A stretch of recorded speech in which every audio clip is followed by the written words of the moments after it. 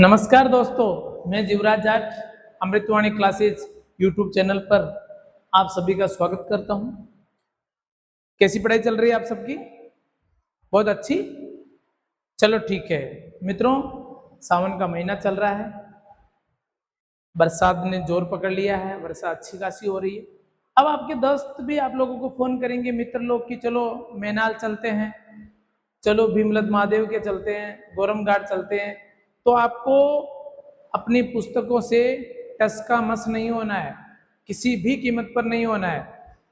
बहाना बना लीजिए कुछ भी, लेकिन आपको अपनी जो बुक है, पुस्तकें हैं, आपने जो टाइम टेबल सेट किया उसी के पास आपको बना रहना है। फिर भी अगर आपका कभी मन करे कि बारिश अच्छी हो रही है तो आप आधे घंटे के लिए बाहर जाइए बारिश में, और अच्छे से भीग कर सारी चीज़ों को जो है एंजॉय करते हुए आप उसका इमेजिन कर सकते हो।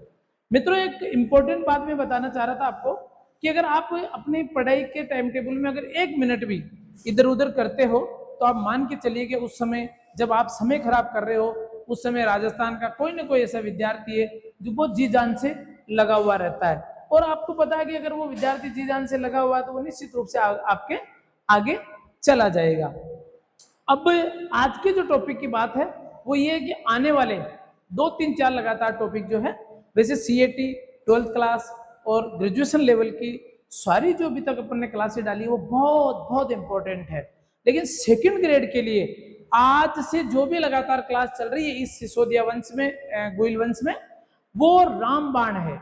आप अपने जितने भी आपके मित्र हैं सेकंड ग्रेड वाले, उन तक इन वीडियो को जरूर पहुंचाइएगा, क्योंकि ये सेकंड ग्रेड के हिसाब से बहुत बहुत इंपॉर्टेंट क्लासें रहेगी। और अपन शुरुआत करते हैं राजस्थान के प्रमुख राजवंश, जिसके 4 क्लास जो है अपन ले चुके हैं और वो आप लोगों के सामने है।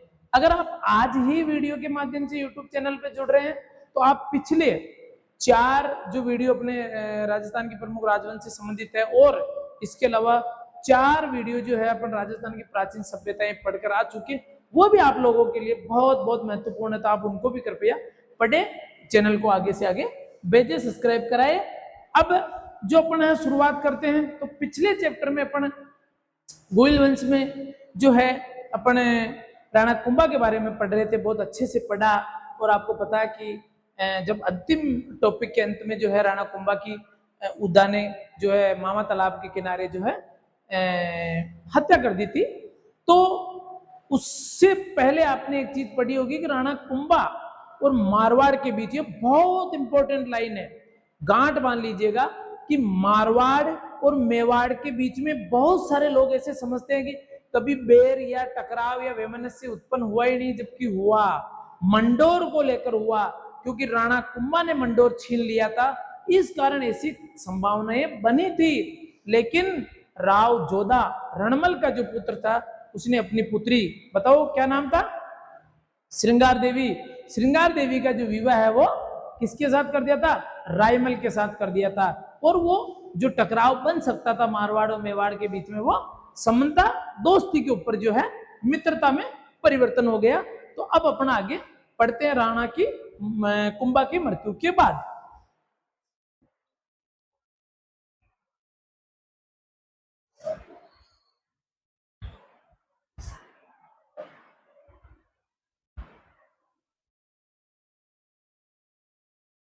देखिए,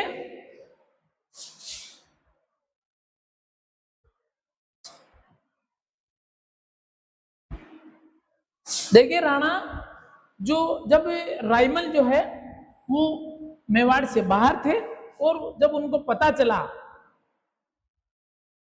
पता चला रायमल को कि अपने भाई उद्दा ने अपने जो पिताजी है कुंभा जो है उनका कुंभा की जो है हत्या कर दी, तब जो है रायमल अपनी सेना के साथ चित्तौड़ की तरफ प्रस्थान करता है। तो देखिए, कुंभा के बाद 1473 तक कुंभा का जो शासनकाल था वो 1468 को समाप्त हो रहा, 1433 से 68 तक, याद रखिएगा। तो 1468 से 73 तक उद्दा मेवाड़ का शासक रहा। लेकिन इसके बाद जब राइमल को यह पता चला कि उद्धा ने जो है कुंभा की हत्या की, तो राइमल अपनी सेना सहित अपने भाई के पास अपने पिताजी का बदला लेने के लिए आ गया। पहली बात तो याद रखना, इस उद्धा को मेवाड़ का पितृहंता शासक कहा जाता है, क्योंकि इन्होंने अपने पिताजी की हत्या की थी। और अपने पिताजी की हत्या कहां की?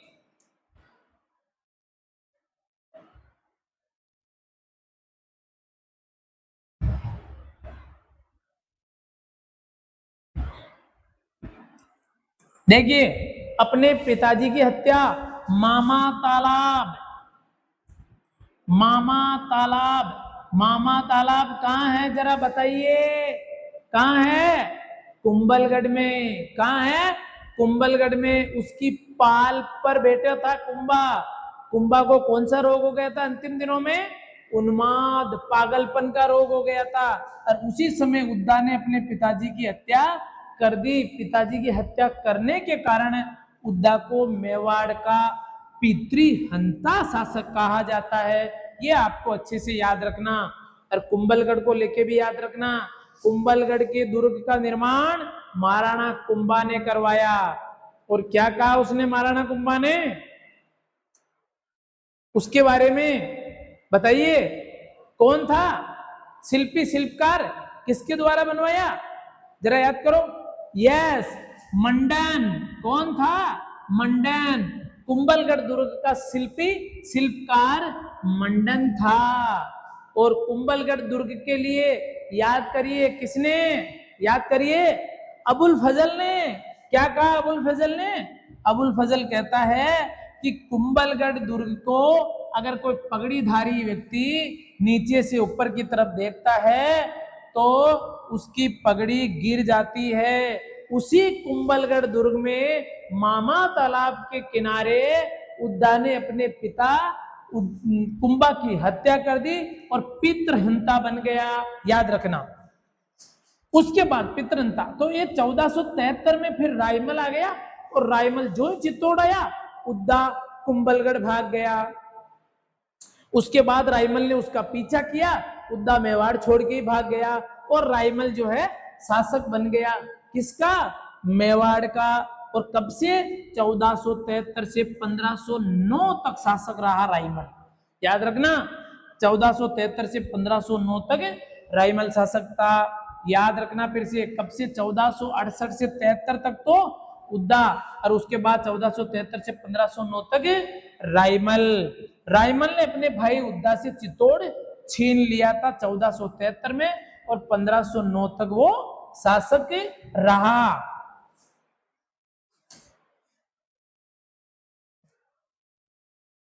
देखिए, उद्दा मांडूक के सुल्तान गयासुद्दीन की शरण में चला गया तथा बिजली गिरने से उसकी मृत्यु हो गई। ये बात मैंने अभी बताई आपको। क्या बताई? कि रायमल जो है उसने अपने भाई का पीछा किया, क्योंकि वो जानता था कि उसका भाई अपने पिता की हत्या की है कुंभा की, इसलिए उसका पीछा किया और उसको मेवाड़ से भगा दिया। और उद्दा भाग के कहां चला गया? ये चला गया मांडूक के सुल्तान गयासुद्दीन के पास। और गयासुद्दीन वहां जब चला गया था तो वहां बिजली गिरने से जो है उद्दा की मृत्यु हो गई है। हालांकि मान के चलेगा, उद्दा और रायमल से कोई बड़े क्वेश्चन नहीं पूछे जाते, आज तक कभी पूछे नहीं गए, अब भी पूछे जा सकते हैं, तो आपको थोड़ा सा याद रखना ये चीज। चलो अपन आगे चलते हैं। अब आ जाइए राणा सांगा। अब राणा सांगा का नाम सुनते ही सेकंड ग्रेड वाले बहुत कुछ याद आया होगा। हाँ सर, राणा सांगा, महाराणा प्रताप और राज सिंह सेकंड ग्रेड के बहुत इंपॉर्टेंट है। रावल रतन सिंह बहुत इंपॉर्टेंट थे जो अपन पढ़ के आए। इसके बाद अब राणा सांगा की तरफ आ जाइए। पहले इसके बारे में थोड़ी सी कहानी सुन लीजिएगा। जब रायमल जो है बीमार हो चुके थे अपने अंतिम दिनों में, 1500 जो है के बाद 1500 के बाद 1509 तक वो बीमार चले थे, तो उनके कई राजकुमार थे, लेकिन सबसे महत्वपूर्ण जो 4 राजकुमार थे, पृथ्वीराज सबसे योग्य। आपको एक चीज ये भी पता होगा, देखो एक तो पृथ्वीराज, एक था जयमल, एक था राज सिंह और एक था संग्राम सिंह।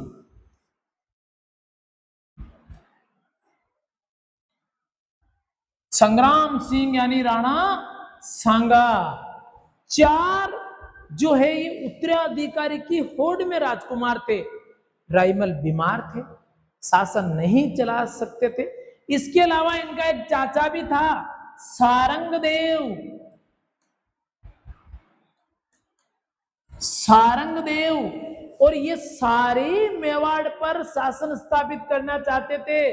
लेकिन अगर इन पांचों में अगर देखा जाए तो राणा सांगा का 5वां नंबर था। राणा सांगा का दूर दूर तक मेवाड़ का शासक बनने के कोई चांसेज नहीं थे। नंबर 1 पे पृथ्वीराज, उसके बाद जयमल, उसके बाद राज सिंह। सारंगदेव जो था ये अपना ही अलग डिंडोरा पीट के चल रहा था कि मेवाड़ का शासन तो मैं भी लूंगा, क्योंकि ये पहले ही जो है जो जिस प्रकार से रायमल शासक बना था उस समय इनको पसंद नहीं था रायमल, तो ये खुद भी शासन में हस्तक्षेप कर रहे थे। अब देखो एक इंटरेस्टिंग कहानी सुनिएगा, देखिएगा। राणा सांगा संग्राम सिंह के नाम से जाने जाते हैं। उसके 3 भाई और थे, एक पृथ्वीराज था, एक जयमल था, एक राज सिंह था। चारों ही अपने आप को रायमल का उत्तराधिकारी समझते थे। रायमल के चाचा सारंगदेव भी अपने आप को उत्तराधिकारी समझता था। तो अब सोचिए इन सब में राणा सांगा तो दूर दूर तक शासक नजर नहीं आ रहा था। लेकिन अब आगे क्या होता देखिए, जब वो चारों ही इस प्रकार से शासक बनना चाहते थे तो किसी ने उनको ये कहा कि चलो ऐसा करते हैं, चारों राजकुमार जो है एक भविष्य बताने वाली ज्योतिषी के पास चले गए अपनी अपनी जन्म कुंडलियां लेके। और जब वो अपनी जन्म कुंडलियां लेके उनके पास गए तो उन्होंने बताया, उसको अपनी जन्म कुंडलियां बताई तो जन्म कुंडलियां देखने वाला जो था उसने राणा सांगा का नाम ले लिया कि इसमें तो संग्राम सिंह के राजा बनने की प्रबल संभावनाएं नजर आ रही है। चारों युवराजों में युद्ध छिड़ गया वही, और चारों युवराजों की आपस की लड़ाई में जो राणा सांगा है, जो संग्राम सिंह है, उसकी आंख फूट गई थी वही। याद रखिएगा, ये जब राजकुमार शासक नहीं बने तब की बात है। ज्योतिषी के पास गए, अपनी कुंडलियां लेके गई और ज्योतिषी ने कहा था कि इसमें संग्राम सिंह की जो है प्रबल ग्रह नक्षत्र बन रहे हैं शासक बनने के। और चारों राजकुमार लड़ने लग गए और चारों राजकुमारों की लड़ाई में राणा सांगा की आंख फूट गई एक वहां। उसी समय चाचा सारंगदेव भी पहुंच गए, जिनके मन में भी मेवाड़ में शासक बनने की प्रबल संभावनाएं थी। तो उन्होंने चाचा सारंगदेव ने क्या बोला, उन्होंने बोला भाई देखो आपस में लड़ाई मत करो, आप एक ज्योतिषी की बात को मानकर लड़ना ठीक नहीं है, चलो तो क्या किया जाए। तो उन्होंने कहा कि भीमल गांव की एक चारण पुजारिन है, गांव भीमल, वहां की चारण जाति की एक पुजारिन थी, वो भी चमत्कारिक है और वो भी नक्षत्र देख के या हाथ की रेखा देख के या जो कुंडली देख कर जो है भविष्यवाणी करती है। तो अपने को सबको वहां चलना चाहिए। तो चारों राजकुमार कौन बताओ जरा? राणा सांगा, राज सिंह, पृथ्वीराज, जो जयमल और खुद चाचा सारंगदेव, पांचों के पांचों चले गए किसके पास? भीमल गांव की चारण पुजारिन के पास। और उसके पास जाकर उन्होंने दिखाई अपनी कुंडलियां। तो पुजारिन ने भी यही कहा कि राणा सांगा की संभावनाएं प्रबल है शासक बनने में। और उस समय तीनों राजकुमार पृथ्वीराज, जयमल और राज सिंह और सारंगदेव सारे के सारे टूटकर पड़े राणा सांगा पर। राणा सांगा किसी न किसी प्रकार से वहां से बचकर भागा, लेकिन उसके समय जो है पुजारी, अब आगे देखिए, पुजारिन के राणा सांगा के शासक बनने की भविष्यवाणी की तो सभी भाई आपस में उलझ गए।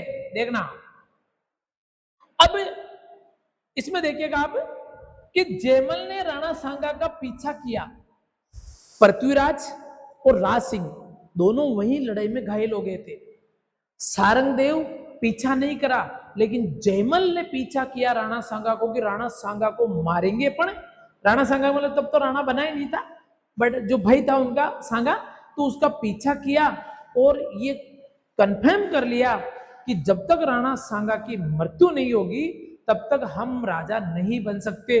तो वो उन्होंने पीछा किया। किसने पीछा किया?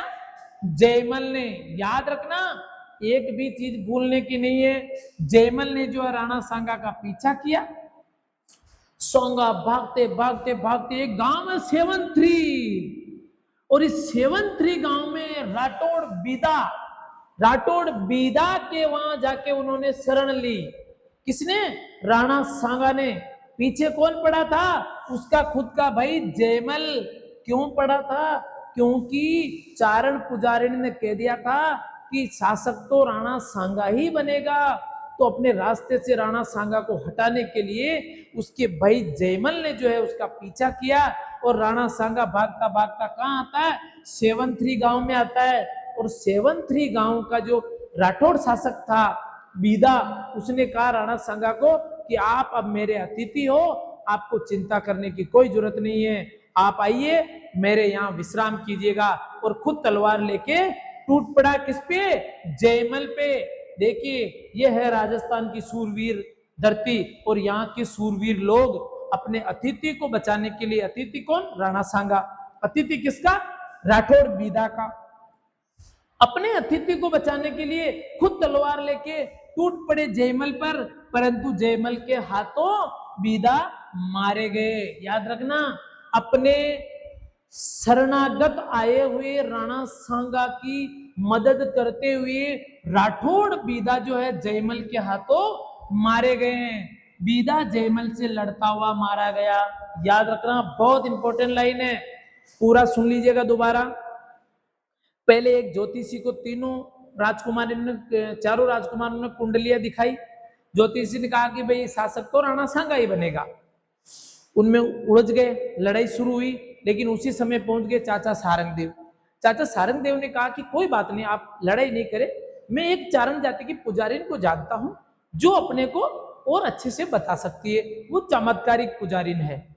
उस पांचों लोग उसके पास चले गए। वहां जाने के बाद जो चारण जाति की पुजारिन थी उसने भी सेम बात कही। क्या कहा? कि योग जो बन रहा है वो राणा सांगा का ही बन रहा है।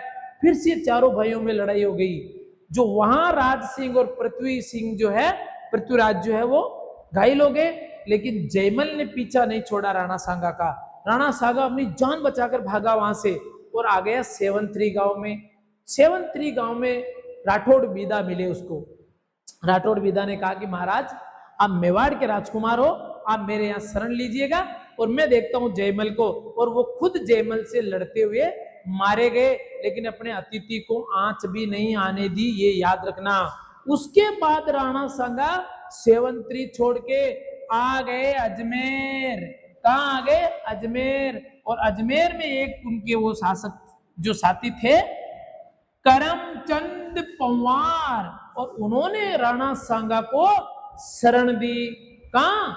अजमेर में। अब आपसे एक प्रश्न पूछा जा सकता है, आपसे पूछा जा सकता है, 73 में ज्यादा नहीं रुके राणा सांगा, तो आपसे प्रश्न पूछा जाएगा कि राणा सांगा जो है वो अपना अज्ञातवास कहां बिताया? तो वो बिताया अजमेर में। याद रखना, कहां बिताया? अजमेर में। किसके पास? करमचंद पंवार के पास बिताया। करमचंद पंवार ने उनको शरण दी और राणा सांगा अजमेर में रहने लगे। और वहीं राणा सांगा को पता था कि योग मेरा शासक बनने का है, इसलिए राणा सांगा अजमेर में करमचंद पंवार के पास रहकर अपनी शक्ति को संगठित करने में लग गया, अपने शक्ति को संतुलित करने में लग गया। कुछ समय तक अजमेर में ही रहकर शक्ति संगठन की। किसने? राणा सांगा ने। किसके लिए? मेवाड़ वापस जाने के लिए। लेकिन मेवाड़ में स्थितियां अभी अनुकूल नहीं थी, क्योंकि नंबर 1 पे तो पहले ही योग्य और सबसे प्रभावशाली राजकुमार पृथ्वीराज बैठा था। इसलिए पूरा ध्यान रखिएगा, पृथ्वीराज के होते हुए, जयमल के होते हुए, सारंग देव के होते हुए राणा सांगा का नंबर आना बहुत मुश्किल था, परंतु फिर भी राणा सांगा अजमेर में करमचंद पंवार के पास रहकर अपनी शक्ति को संगठित कर रहे थे।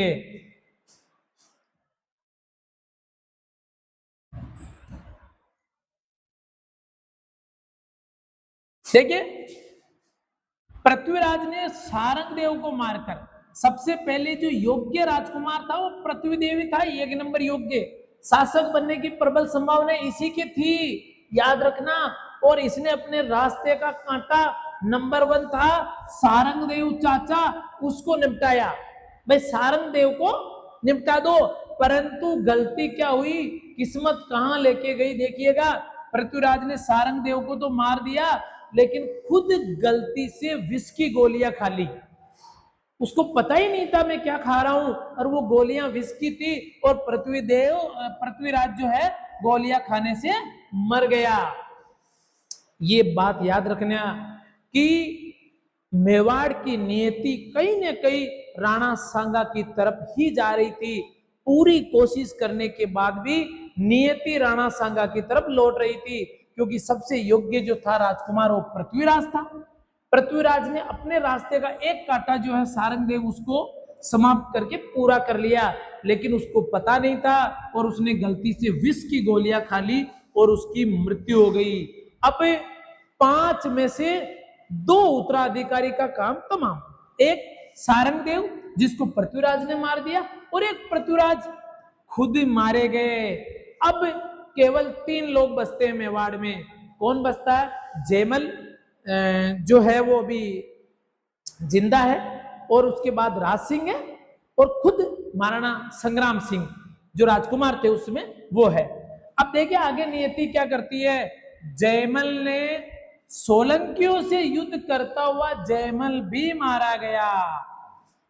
जयमल सोलंकियों से युद्ध करता हुआ युद्ध में मारा गया, जबकि राज सिंह निकम्मा था, इसलिए मेवाड़ के सरदार उसे पसंद नहीं करते थे। मेवाड़ के सरदारों की पसंद तो पृथ्वीराज था, परंतु पृथ्वीराज विष की गोलियां खाने से मर गया, सारंग देव को उसने मार दिया, और जयमल सोलंकियों से युद्ध करता हुआ मारा गया।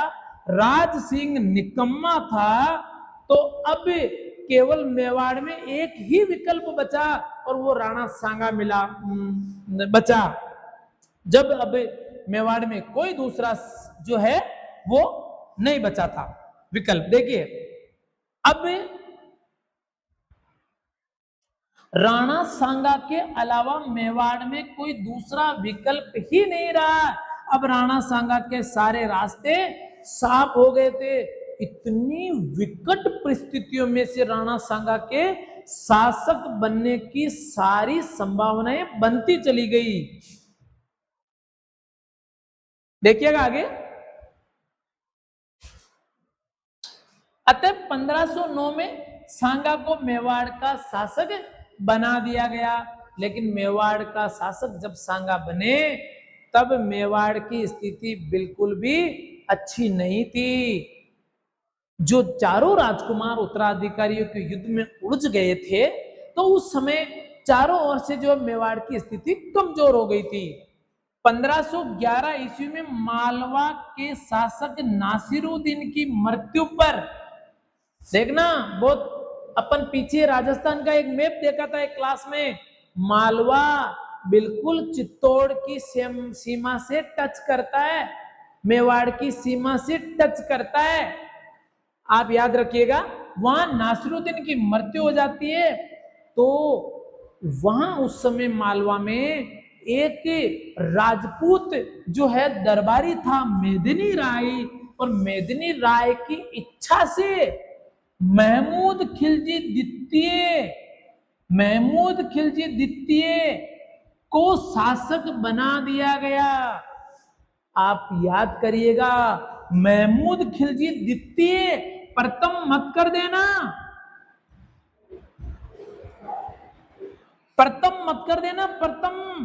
क्यों? क्योंकि प्रथम महमूद खिलजी प्रथम 1437, याद आया कुछ? सारंगपुर का युद्ध, सारंगपुर का युद्ध में राणा कुंभा ने हराया था महमूद खिलजी प्रथम को।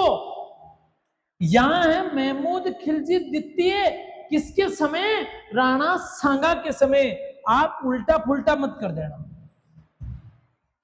महमूद खिलजी प्रथम की बात आवे तो महाराणा कुंभा के साथ 1437 में युद्ध लड़ा सारंगपुर का, राणा कुंभा उसमें जीता और उसी के उपलक्ष्य में बताओ विजय स्तंभ का निर्माण करवाया। कब? 1440 से 1448 तक। कौन सा विजय स्तंभ?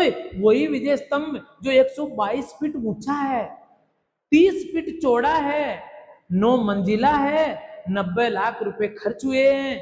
और बताओ शिल्पी कौन थे उसके? शिल्पकार, यस, कौन थे? जेता, उसके पुत्र पूजा, पोमा, जो नापा, ये तीनों थे। कौन? महाराणा कुंभा के साथ। कौन? महमूद खिलजी प्रथम। कब? 1437। अब राणा कुंभा के बाद रायमल शासक बन जाता है और रायमल के बाद राणा सांगा शासक बन जाता है। और राणा सांगा जब शासक बना तो सेम उसी समय मालवा में शासक बन जाता है महमूद खिलजी द्वितीय। कौन? महमूद खिलजी द्वितीय।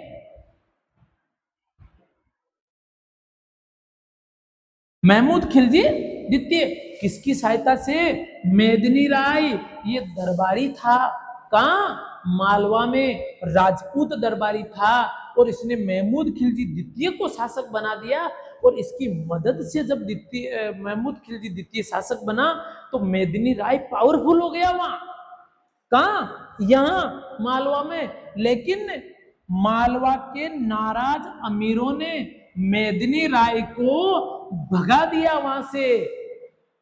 मालवा के सभी अमीर लोग थे जो थे उनकी बात चिढ़ गए वो इस बात से कि मेदिनी राय जो है उसने महमूद खिलजी द्वितीय को शासक बनाकर, कठपुतली बनाकर सारा शासन अपने हिसाब से चला रहा है।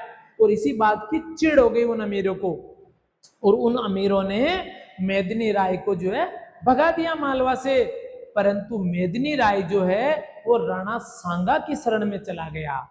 राणा सांगा को पूरी उसने आप बीती बताई। राणा सांगा को कहा कि इस प्रकार महमूद खिलजी द्वितीय जो है वो जो उसको शासक मेरी वजह से बनाया गया था। लेकिन जब राणा सांगा की शरण में आ गया मेदिनी राय तो उसने कहा कोई दिक्कत नहीं है, तू आराम कर। और उसको आराम करने के लिए चंदेरी और गागरोन, देखो मेदिनी राय सांगा की शरण में चला गया तो सांगा ने मेदिनी राय को चंदेरी व गागरोन की जागीर प्रदान की। अपन ने पढ़ा है गागरोन। कहां है गागरोन? कहां है बताओ जरा? गागरोन झालावाड़ में है, मालवा के टच करती हुई सीमा है गागरोन की। तो चंदेरी और गागरोन की जागीर किसे दी? मेदिनी राय को दी। किसने दी? राणा सांगा ने दी। क्योंकि मेदिनी राय कहां से आया था? मालवा से राणा सांगा की शरण में आया था। तो राणा सांगा ने गागरोन की जागीर किसे दे दी? मेदिनी राय को दे दी। और यही बात मालवा के शासक को खल गई। उसने कहा कि मेरे यहां से भागे हुए जो शरणागत है मेदिनी राय उसको राणा सांगा जागीरदार बना दिया। उसने जो है गागरोन और चंदेरी की जागीर दे दी और यही बात जो है उसको खल गई और वो राणा सांगा के खिलाफ अभियान की तैयारी करने लगा। देखिएगा आगे मित्रों, देखिएगा गागरोन का युद्ध 1519 ईस्वी में। देखिएगा जब गागरोन जो है ये जागीर किसको दे दी गई? ये दे दी गई मेदिनी राय को। और मेदिनी राय जो ही गागौर में जागीरदार बने गागरोन में, वो महमूद खिलजी द्वितीय को खटक गई ये बात कि मेरे यहां से भागे हुए दरबारी को राणा सांगा गागरोन कैसे बिठा चुका है। और इसलिए महमूद खिलजी ने द्वितीय ने राणा सांगा के खिलाफ चढ़ाई कर दी 1519 में, और उस युद्ध को कहा जाता गागरोन का युद्ध। राणा सांगा और मेदिनी राय ने मिलकर यह लड़ाई लड़ी और युद्ध जीतकर खिलजी को बंदी बना लिया। याद रखिएगा, खिलजी को बंदी बना लिया। तो गागरोन का जो है युद्ध जीत गया राणा सांगा। जब राणा सांगा, आपने पूरी कहानी जो पढ़ी है उसमें एक चीज बहुत अच्छे से आपने देखी होगी कि राणा सांगा जो है कठिनाइयों भरे शासन के अंदर शासक बने थे।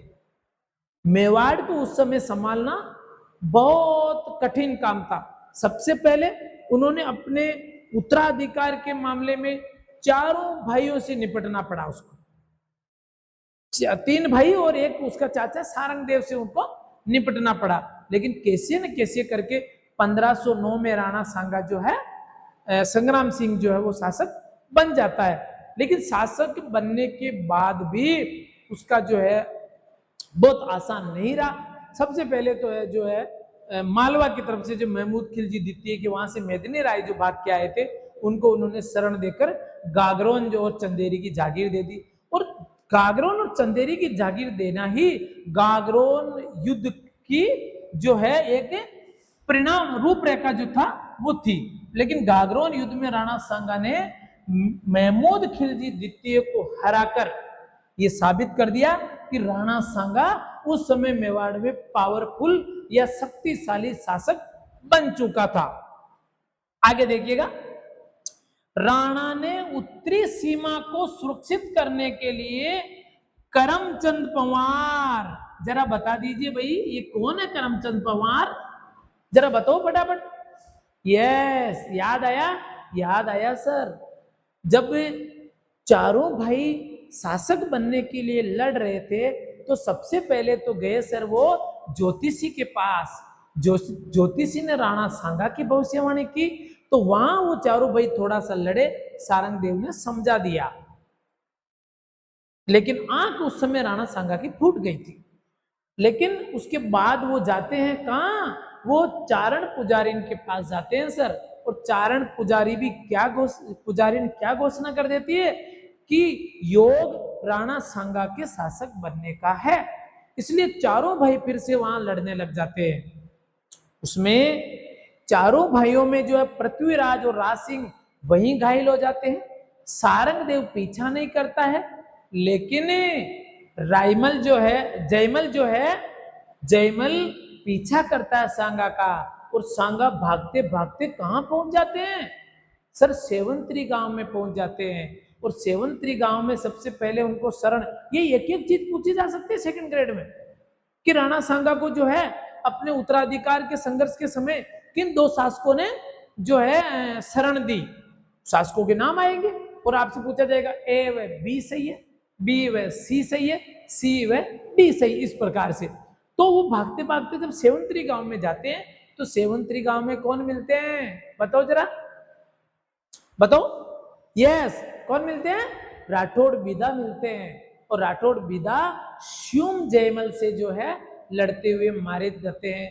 परंतु वहां से राणा सांगा भागता हुआ कहां आता है, अजमेर। और अजमेर में उसको शरण देते हैं करमचंद पंवार।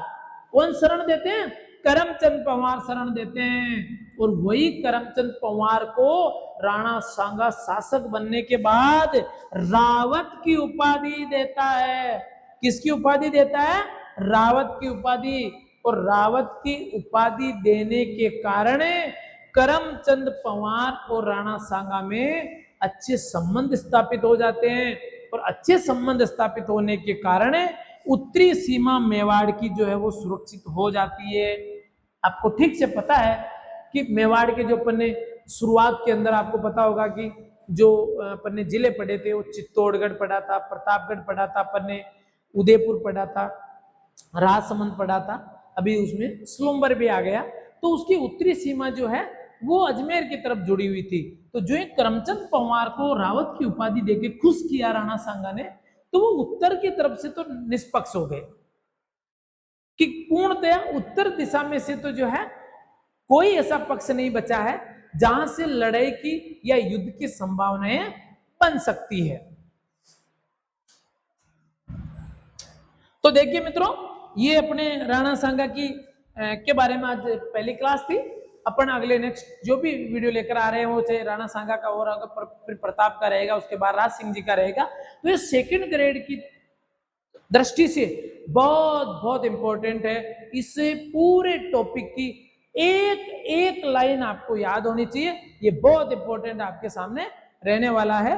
और आप लोगों को फिर से मैं वही बात याद दिला रहा हूं कि आपका जो टाइम टेबल आपने जो बनाया है, जो फिक्स किया रोज का, उसके साथ कोई समझौता नहीं। अगर आप निश्चित रूप से अपने टाइम टेबल के अकॉर्डिंग अगर पढ़ते चले गए तो निश्चित रूप से आपका सिलेक्शन जो है अगले 1.5-2 साल में देखने को अपने को मिलेगा। और अपन मिलकर इस चीज में प्रयास कर रहे हैं। जय हिंद।